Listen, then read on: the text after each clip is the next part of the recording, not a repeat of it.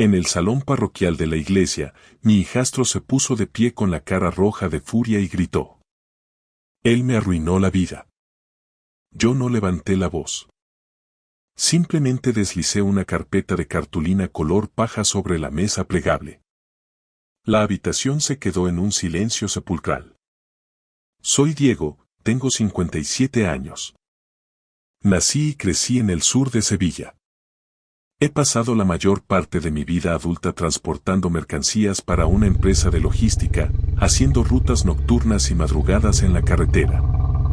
Es el tipo de trabajo donde las manos se te quedan secas y se te agrietan por mucho que te eches crema. No soy un hombre ostentoso. Nunca lo he sido.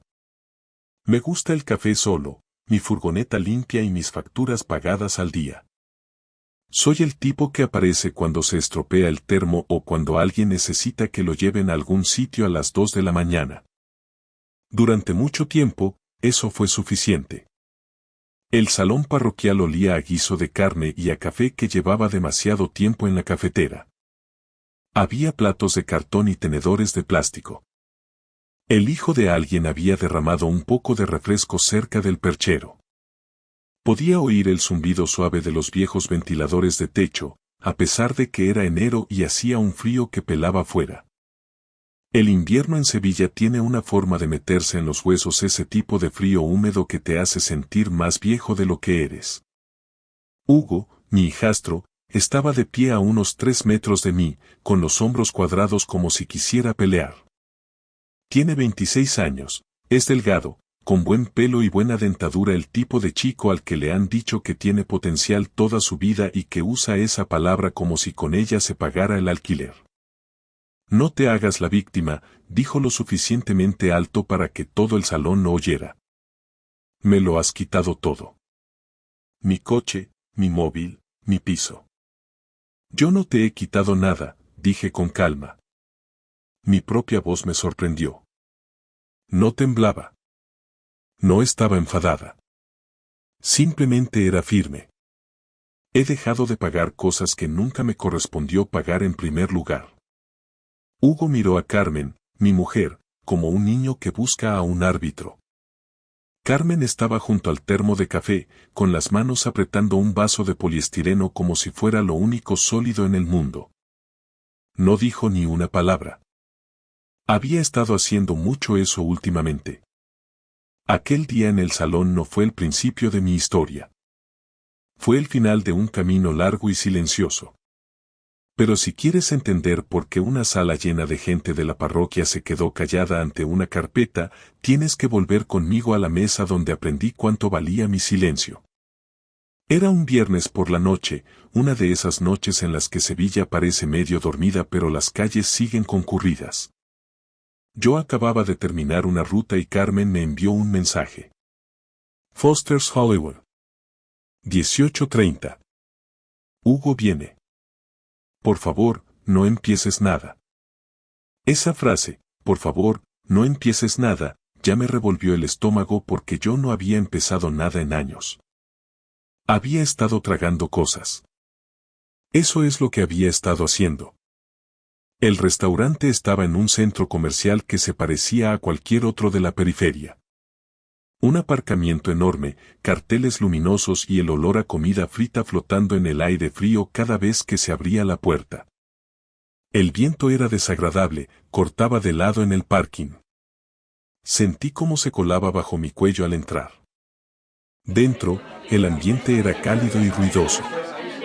Música animada, camareros esquivando mesas con bandejas, gente riendo, el tipo de sitio donde se supone que debes relajarte. Carmen ya estaba allí, con su forro polar gris. Tenía el pelo recogido y esas líneas de cansancio alrededor de los ojos que antes me parecían dulces. Hugo estaba sentado frente a ella con una sudadera nueva y zapatillas caras de marca, dándole toques a su móvil como si el mundo fuera con retraso por su culpa. Apenas levantó la vista cuando me senté en el reservado. Buenas, dije. Hola, respondió Carmen rápido, como quien tacha una tarea pendiente. Hugo no dijo nada. Solo sonrió con superioridad y siguió haciendo scroll. Un camarero nos trajo las cartas. Yo no la necesitaba. Siempre pedía lo mismo. Un solomillo con patata asada y ensalada. A Carmen le gustaban los fingers de pollo. Hugo pidió algo con extra de bacon como si estuviera orgulloso de ello. Al principio fue una charla trivial. Carmen me preguntó por la ruta. Le dije que las carreteras estaban resbaladizas cerca de Carmona. Hugo habló de una oportunidad que tenía con un amigo, algo por internet, algo grande. Entonces Carmen preguntó con suavidad. ¿Has sabido algo de tu padre esta semana? Ahí fue cuando Hugo se reclinó en el asiento como si hubiera estado esperando ese momento. Sí, dijo lo bastante alto como para que la mesa de al lado pudiera oírlo. A papá le va genial. Acaba de alquilar un sitio nuevo. Un buen piso. Y tiene una mujer nueva. Me lanzó una mirada, de esas que avisan que va a decir algo que ha estado guardando. Los ojos de Carmen se dirigieron a mí rápidamente y luego bajaron a su vaso de agua. Hugo se inclinó hacia adelante. ¿Quieres saber qué dijo papá? Dijo que no puede creer que mamá se conformara con tan poco. Sentí que el calor me subía por el cuello.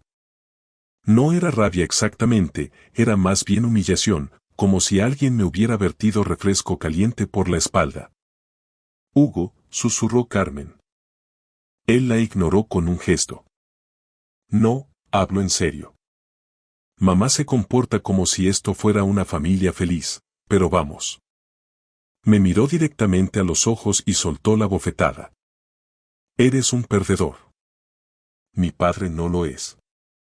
La palabra perdedor se quedó suspendida en el aire. Por un segundo, lo único que oí fue un tenedor raspando un plato detrás de mí. El tintineo del hielo en un vaso. El hilo musical de fondo. La vida seguía. Miré a Carmen. Esperé. Ella ni siquiera levantó la vista. Se quedó mirando su vaso de agua como si contuviera las instrucciones de qué hacer. Ese silencio, el de ella, dolió más que las palabras de Hugo. Podría haber explotado en ese momento. Podría haberme levantado y haberme ido. Podría haber dicho algo hiriente. Pero no lo hice porque había pasado años siendo el hombre que mantenía la calma. El hombre que absorbía los golpes para que todos los demás pudieran seguir sonriendo. Así que hice lo que siempre hacía. Me quedé en silencio. Cogí la carta como si me hiciera falta. Respiré hondo por la nariz. Me dije a mí mismo. No montes una escena. No les des una razón para que te pinten como el malo. Hugo sonrió como si hubiera ganado. Carmen finalmente murmuró. Venga, vamos a comer. Y yo asentí, como si no me acabaran de destripar en un reservado bajo luces de neón. Pero por dentro, algo cambió. No de forma dramática como en una película, sino más bien como un tornillo que se afloja. Algo que había estado manteniendo todo unido empezó a ceder silenciosamente. Al salir, el viento nos golpeó de nuevo en el aparcamiento. Carmen caminaba delante, con los brazos cruzados con fuerza. Hugo abrió su coche, un sedán de modelo reciente con llantas brillantes que trataba como si fuera un trofeo. El mismo coche por el que yo había firmado porque él tenía el crédito destrozado. El mismo coche que yo aseguraba. El mismo coche que yo veía cómo conducía sin importarle si se averiaba o no. Ni siquiera me dio las buenas noches. Simplemente entró y salió quemando rueda como si las normas no fueran con él. Carmen subió a mi camioneta. Mi vieja Silverado estaba limpia, no era lujosa, pero era sólida. Yo la mantenía así. La cabina olía a café y a un ligero toque de aceite de motor. Mi vida en dos matices. Condujimos en silencio durante unos kilómetros. La calefacción soplaba aire caliente sobre mis manos en el volante. Finalmente, Carmen dijo. Ha pasado por mucho. Solté un suspiro. Yo también. Ella no respondió. En un semáforo en rojo, la miré. ¿Crees que estuvo bien? ¿Lo que dijo? Ella miró fijamente hacia adelante, con la mandíbula apretada. Diego, por favor. Estoy cansada. No quiero pelear. Ese era su don. El silencio. Siempre silencio cuando importaba.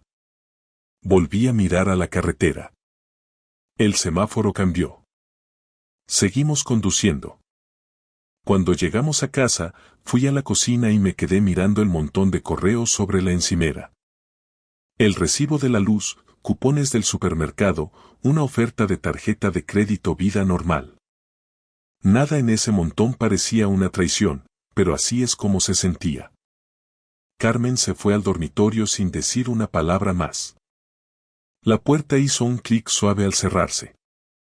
Me quedé allí solo en la cocina con el zumbido del frigorífico y el leve ruido de la tele en el salón. Un meteorólogo hablando sobre la bajada de temperaturas. El sonido era constante, casi relajante. Y en ese sonido constante, finalmente admití algo que llevaba años esquivando. No solo me estaban faltando al respeto. Me estaban utilizando. Porque Hugo no me llamó perdedor de la nada. Me llamó así porque sabía que yo lo aguantaría. Porque sabía que yo seguiría pagando lo que mantenía su vida cómoda. Porque había visto a su madre mirar hacia otro lado cada vez que él cruzaba una línea. Y había aprendido que no había consecuencias. No de verdad. Esa noche, después de que Carmen se durmiera, abrí el cajón del pequeño escritorio del pasillo. El cajón de los papeles importantes. Hacía meses que no lo tocaba. Dentro había títulos, tarjetas de seguros, recibos que no podía tirar porque una parte de mí todavía creía que alguien, algún día, diría: vaya, Diego, realmente hiciste mucho. Saqué la carpeta del coche de Hugo. Mi nombre en los papeles, mi firma en el préstamo, mi responsabilidad. Me senté en la mesa de la cocina con esa carpeta y la casa en silencio a mi alrededor. Mis manos no temblaban. Estaban firmes. Y por primera vez en mucho tiempo, no me sentí como un perdedor. Me sentí como un hombre que ya ha tenido suficiente. A la mañana siguiente, me desperté antes de que sonara la alarma. Eso no era inusual, llevaba tanto tiempo haciendo rutas nocturnas que mi reloj biológico no se fiaba del sueño. Pero esta vez no me di la vuelta para mirar el móvil buscando llamadas perdidas o mensajes de Hugo. Me quedé tumbado, escuchando la casa. El termo de los radiadores crujió con un quejido sordo. En algún lugar de la calle, una furgoneta arrancó y se alejó traqueteando. La respiración de Carmen era acompasada a mi lado, de espaldas a mí. Me levanté en silencio y fui a la cocina. El suelo estaba frío bajo mis pies. Me serví una taza de café, solo, como siempre, y me senté a la mesa donde la noche anterior había desplegado el papeleo de Hugo. La luz del día hacía que todo pareciera más claro, menos dramático y más honesto. No estaba enfadado, y eso me sorprendió. Lo que sentía era algo parecido a la claridad, esa que tienes después de un viaje largo por la autopista cuando finalmente ves la señal de la salida que estabas esperando. Abrí la carpeta de nuevo. Título del coche. Mi nombre, limpio y claro. Seguro del coche. Mi dirección, mi número de póliza. Plan de datos del móvil. Cuenta familiar, 5 líneas a mi nombre, pagándolas todas. Contrato del trastero. Mi firma, mi cuenta bancaria. Contrato de alquiler del piso. Anexo de avalista, yo como firmante, la parte responsable. No era una sola cosa grande. Era una muerte por 1000 pequeñas domiciliaciones bancarias mensuales. Recordé los últimos años. Las excusas siempre habían sonado razonables en su momento. Solo hasta que se recupere, solo hasta que mejore su historial crediticio, solo hasta que las cosas se calmen. Nunca se calmaban. Sobre las 10, me puse la chaqueta y conduje hasta el bar de la Hermandad. El aparcamiento estaba medio vacío, con restos de suciedad acumulada en las esquinas. Dentro, olía a café cerrado y a producto de limpieza de suelos. El camarero me saludó con la cabeza. Le hice un gesto de que no quería nada y me senté en una mesa cerca de la ventana. Mateo llegó unos minutos después, con su caminar lento pero firme. Camionero jubilado, pelo blanco cortado al ras y manos como bloques de hormigón. Había sido enlace sindical cuando yo entré en la empresa, el tipo de hombre que podía silenciar una sala solo con aclararse la garganta. «Tienes una cara de perros», dijo, dejándose caer en la silla frente a mí. «Me siento mejor de lo que parezco», respondí. Levantó una ceja. «Eso es nuevo». Le conté lo de la cena, lo de la palabra perdedor, lo de Carmen mirando su vaso de agua como si fuera más seguro que mirarme a mí. Mateo no me interrumpió. Escuchaba con los dedos entrelazados alrededor de su taza. Cuando terminé, asintió una vez. ¿Sabes por qué dolió tanto? Porque era verdad, dije medio en broma. No, sentenció. Porque tú mismo le enseñaste que podía decírtelo. Eso me dio de lleno. Bajé la vista a mis manos. No quiero que todo salte por los aires. Mateo se inclinó hacia atrás. Diego, no estás hablando de hacer saltar nada. Estás hablando de salirte tú de la zona de impacto. Exhalé con fuerza. Si dejo de pagar sus cosas, se va a pegar un mamporro tremendo. Mateo me sostuvo la mirada. No lo estás castigando. Estás dejando de encubrirlo. Hay una gran diferencia entre ser cruel y negarte a mantener cómodo a alguien mientras te falta al respeto. Dejé que esa idea reposara un momento. ¿Y qué hay de Carmen?, pregunté. Mateo se encogió de hombros. Ella tendrá que decidir si su silencio es lealtad o cobardía. Durante el camino de vuelta a casa, sus palabras se quedaron grabadas en mi mente. Dejar de encubrirlo. Eso es lo que sentía. Como si hubiera estado tapando grietas que necesitaban ser vistas. Ese día no hice nada impulsivo. Eso era importante para mí. Nada de movimientos viscerales ni llamadas dramáticas. Fui al supermercado, llené el depósito de la furgoneta, volví a casa y doblé la colada como si fuera un sábado cualquiera. Carmen me observaba con cuidado, como si presintiera que algo había cambiado pero no quisiera preguntar. Esa noche, ella dijo. Has estado muy callado. Casi me río. Callado. ¡Qué ironía! He estado pensando, dije. Ella asintió. Sobre lo de anoche. Sobre muchas noches, añadí. Sobre de que soy responsable y de que no. Su mandíbula se tensó. Diego, por favor, no empieces a complicar más las cosas. Hugo ya lo está pasando bastante mal. La miré, pero la miré de verdad. Yo también. Ella abrió la boca, luego la cerró. Silencio otra vez.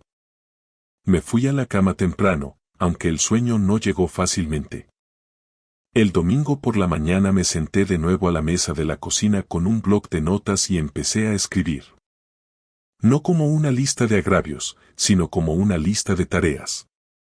Fechas, números de cuenta, qué servicios requerían preaviso, qué firmas hacían falta, que era decisión mía. No estaba enfadado. Estaba siendo meticuloso. Le envié un mensaje a Hugo. Solo uno. Hola. A partir del mes que viene, dejaré de cubrir el seguro del coche y el plan del móvil. Te daré las fechas exactas para que puedas hacer el cambio de titularidad. Esto no es una pelea, solo un aviso. No respondió de inmediato. Envié otro mensaje a Carmen, poniéndola en copia. Estoy marcando unos límites en cuanto a las finanzas. Necesito que sepas que esto no va de control. Va de respeto. Ese mensaje se quedó sin leer durante horas. Por la tarde, Hugo finalmente contestó. ¿Vas en serio? Escribí, sí. Aparecieron los 3 puntitos de escribiendo, desaparecieron, volvieron a aparecer. Vaya, supongo que ya sé en qué lugar me tienes. Me quedé mirando la pantalla, esperando la habitual punzada de culpa. No llegó. En su lugar, sentí algo sólido asentarse en mi pecho. No era alivio exactamente, sino coherencia. Mis actos se alineaban por fin con lo que llevaba años tragándome. Esa noche, Carmen lo intentó una vez más. Estás exagerando, dijo desde el umbral del dormitorio. Él no lo dijo con esa intención. Yo no levanté la vista mientras me ataba las botas. Dijo exactamente lo que quería decir. Ella se cruzó de brazos. Vas a dejar en evidencia a esta familia. Me puse en pie. No, voy a dejar de fingir. Me miró como si estuviera viendo a un extraño. Quizás lo era. Cuando salí para mi ruta nocturna, el aire exterior era cortante y limpio. Respiré hondo antes de subir a la furgoneta. La luz de cortesía se encendió y luego se apagó. Mientras arrancaba, el móvil vibró. Un mensaje de Hugo. Si haces esto, no esperes que mamá te perdone. Lo leí una vez y luego puse el móvil boca abajo en el posavasos. Por primera vez en años, conducía hacia la noche sin cargar con el peso de otra persona. Y sabía en el fondo que, una vez que dejara de pagar por la ilusión, la verdad iba a empezar a gritar. El lunes amaneció gris y silencioso, una de esas mañanas de invierno en las que el cielo parece no haberse decidido todavía. Dormí unas pocas horas después de mi ruta y me desperté con el sonido de Carmen moviéndose por la casa, abriendo y cerrando armarios con un poco más de fuerza de la necesaria. Yo no dije nada, y ella tampoco. Al mediodía, ya estaba de vuelta en la mesa de la cocina con mi bloc de notas. Lo había consultado con la almohada, le había dado 1000 vueltas en la cabeza y ahora era el momento de pasar a la parte aburrida, la que de verdad importa. Esto no iba de venganza, iba de procedimiento. La primera llamada fue a la compañía de seguros. Llevaba con ellos más de 20 años, lo suficiente para que la mujer que me atendió reconociera mi nombre. Diego, ¿qué puedo hacer por usted hoy? Me preguntó. Necesito dar de baja un vehículo de mi póliza, dije, con efecto a partir del próximo ciclo de facturación. También necesitaré una confirmación por escrito por correo electrónico. Sin problemas, respondió ella. Solo para confirmar, es el sedán de 2020. Ese mismo, confirmé. Ella hizo una pausa. Ese vehículo lo conduce actualmente su hijastro. Se lo notificaré, respondí yo. Muy bien, dijo con tono profesional. Está usted en todo su derecho. Esa frase, está usted en su derecho, se sintió como una mano de apoyo en mi hombro. Lo siguiente fue el plan del móvil. Lo mismo. Sin gritos, sin discursos, solo fechas y confirmaciones. Pedí la hora exacta en que terminaría el servicio para que Hugo no pudiera decir que lo había pillado por sorpresa. Después, el trastero. Fui en persona, con el viento atravesándome la chaqueta mientras cruzaba el recinto. El encargado era un chico joven con ojos cansados. Le enseñé mi DNI y el contrato. Necesito programar una ventana de acceso supervisado para el usuario secundario, le dije, y, después de eso, quiero que se cambie el código de seguridad. Él asintió. Pasa constantemente, dijo. Me sorprendió aquello. Constantemente. A media tarde, ya había tachado la mitad de mi lista. Me sentía agotado, pero no tenía ese nudo en el estómago que esperaba. Era más bien como si hubiera pasado el día limpiando un garaje. Polvoriento y cansado, pero un trabajo honesto. Hugo finalmente llamó sobre las 4. ¿Pero qué narices es esto? Soltó bruscamente. Mi compañía de seguros me acaba de enviar un correo. Te dije que te avisaría, respondí. Me estás fastidiando, dijo él. Sabes que necesito el coche para ir a trabajar. Necesito seguro para conducirlo. Esa parte ya no me corresponde a mí, le aclaré. Lo haces para castigarme, me espetó. Me eché hacia atrás en la silla y me quedé mirando una marca en la pared de la cocina. Lo hago porque he terminado de pagar cosas por las que se me falta al respeto. Hubo un silencio. Luego él soltó una carcajada seca y amarga. Vaya, así que de verdad vas a morir en esa trinchera. No, dije yo. Tú elegiste esa trinchera cuando me llamaste perdedor. Soltó un juramento y colgó. Me quedé allí sentado un momento, con el móvil todavía en la mano y el corazón latiendo más fuerte de lo que me gustaba.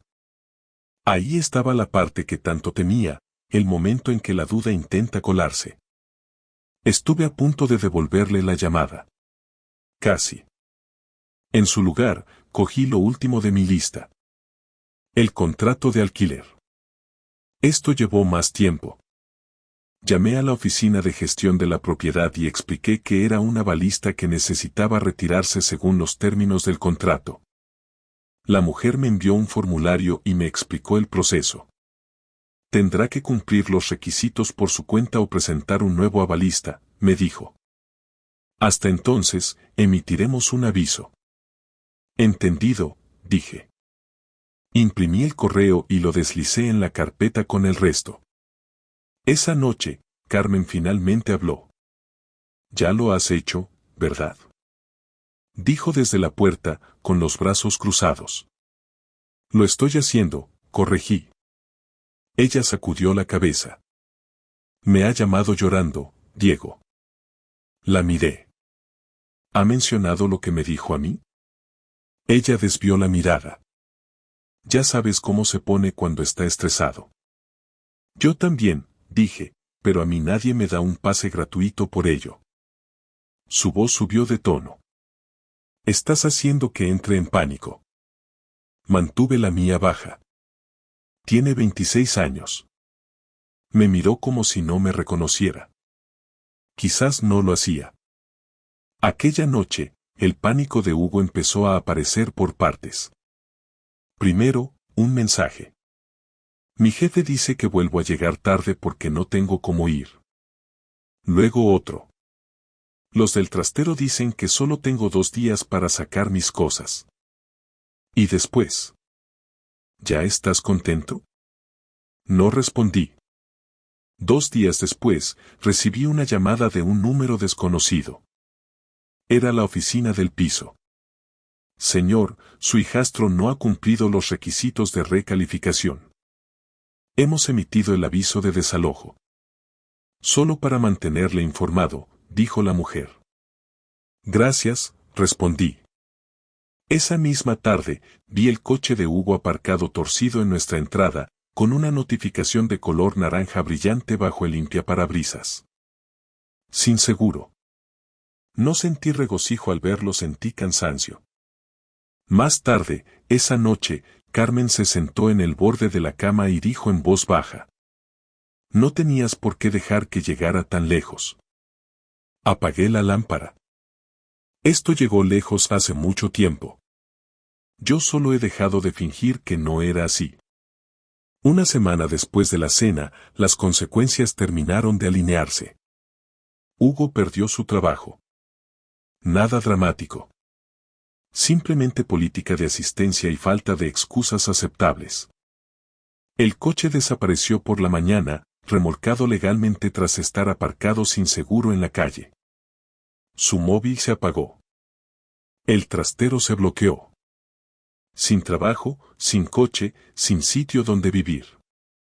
Me quedé ante el fregadero de la cocina esa mañana viendo el vapor subir de mi café y sentí un nudo en el estómago.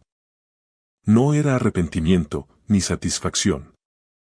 Era responsabilidad. Entonces llegó el correo. Entre folletos y facturas había un sobrecertificado con mi nombre y el logotipo de un banco en la esquina. Firmé, lo puse en la mesa y me lo quedé mirando. No había abierto ninguna cuenta nueva en años. Rompí el sello y leí la primera línea. Nos ponemos en contacto con usted en relación con la actividad reciente en su cuenta. Se me heló el pecho porque, fuera lo que Hugo había perdido esa semana, tenía el presentimiento de que estaba a punto de descubrir algo peor. Él no había sido el único que estaba usando mi nombre como si fuera el suyo. Al abrir la carta del banco, sentí un frío gélido. No era solo una notificación, era un estado de cuenta de una tarjeta de crédito que yo no recordaba haber solicitado. Una tarjeta con mi nombre, vinculada a mi dirección, pero con cargos que yo jamás habría hecho. Suscripciones a servicios de apuestas online, facturas de restaurantes de lujo en Marbella y pagos en tiendas de ropa de diseño. La deuda ascendía a más de 8.000 euros. Hugo no solo se había aprovechado de mi generosidad, había robado mi identidad. Había usado mis datos de los papeles que yo guardaba en casa para abrir una línea de crédito a mis espaldas. Esa tarde, el aire en casa estaba tan cargado que se podía cortar con un cuchillo. Carmen estaba en el salón cuando entré con la carta en la mano. Se la puse delante. Dime que no sabías nada de esto, dije. Mi voz era apenas un susurro, pero vibraba con una furia que nunca antes había sentido. Ella leyó el papel. Sus manos empezaron a temblar. Él me dijo que era para una inversión. Que te lo devolvería todo antes de que te dieras cuenta. ¿Inversión? Me reí, una risa amarga que me dolió en la garganta. Carmen, esto es un delito. Es un fraude bancario. En ese momento, la puerta principal se abrió de golpe. Era Hugo. Se veía desaliñado, con ojeras profundas y la ropa arrugada. Ya no quedaba rastro del chico arrogante del Foster's Hollywood. Me han echado del piso. Gritó nada más entrar. Diego, tienes que llamar a esos tíos ahora mismo y decirles que... Se detuvo al ver la carta sobre la mesa. El silencio que siguió fue absoluto. Es el final, Hugo, dije con una calma que me asustó a mí mismo. He llamado a la policía antes de entrar por esa puerta. He denunciado el fraude de la tarjeta. Hugo se puso pálido. Carmen soltó un grito ahogado. Es tu hijo. Le gritó ella a él, y luego a mí. Diego, es solo un chico, no puedes hacerle esto. No es mi hijo, respondí mirándola a los ojos.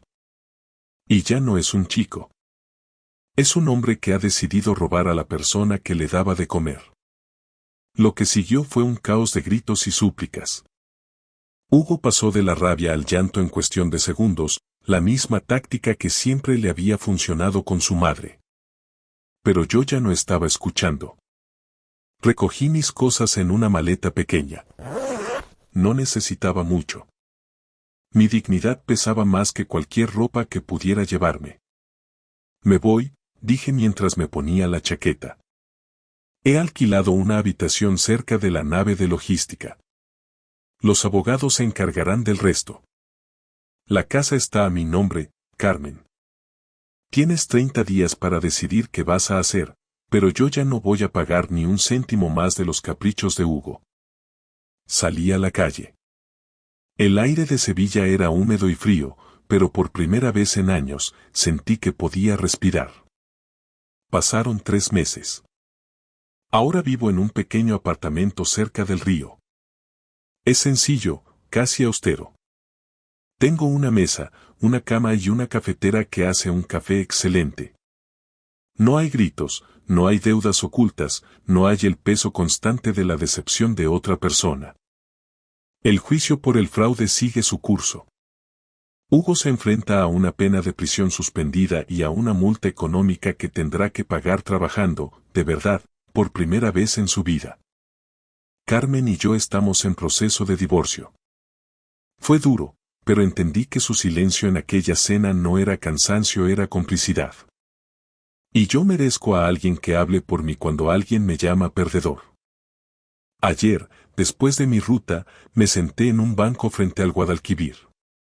El río se movía lento y constante, ajeno a los dramas humanos. Sacudí mis manos, todavía un poco secas por el trabajo, y sonreí. He aprendido que el silencio puede mantener la paz, pero también puede enseñar a los demás a quitarte todo sin consecuencias. Los límites no te hacen cruel, te hacen honesto. Si alguna vez te has callado para no molestar, si has pagado el precio de la comodidad de otro, pregúntate quién te protege a ti. Yo ya sé la respuesta. Me protejo yo. Y eso es lo que me hace un ganador. Gracias por escuchar mi historia hasta el final. Si resonó contigo, dale like, escribe en los comentarios qué fue lo que más te tocó y no olvides decir de dónde eres. Suscríbete al canal, vienen muchas más historias.